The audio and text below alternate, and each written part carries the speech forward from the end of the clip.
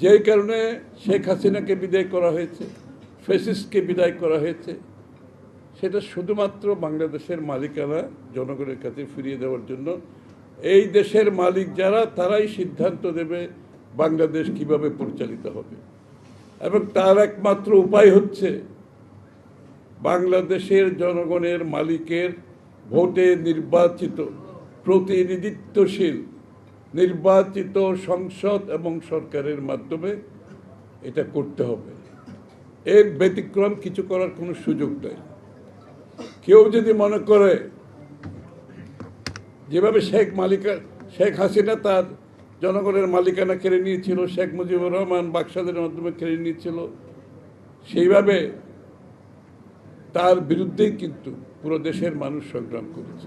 মূল বিষয়টা হচ্ছে বাংলাদেশের মানুষের জনগণের মালিকানা তাদের কাছে ফিরিয়ে দেওয়া। যেটা বাকশালের মাধ্যমে কেড়ে নেওয়া হয়েছিল, সেই স্বাধীনতা বাংলাদেশের মানুষের, সেই মালিকানা বাংলাদেশের মানুষের কাছে ফিরিয়ে দেওয়া, সেটা হচ্ছে বহুদলীয় গণতন্ত্রের মূল মন্ত্র, মূল ধারণা। এবং সেই আন্দোলন, সেই সংগ্রাম, সেই ত্যাগ অব্যাহতভাবে কিন্তু বাংলাদেশে চলেছে।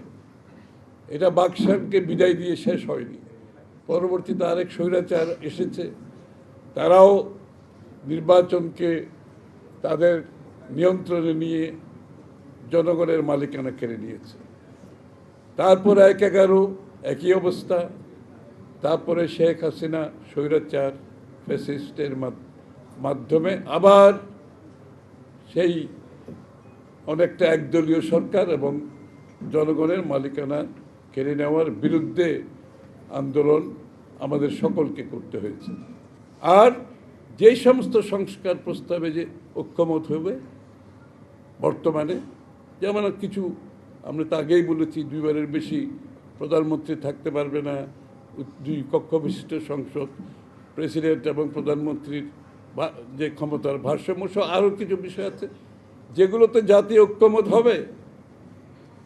সেই সংস্কারগুলো তো সময় লাগার কোনো কারণ নেই।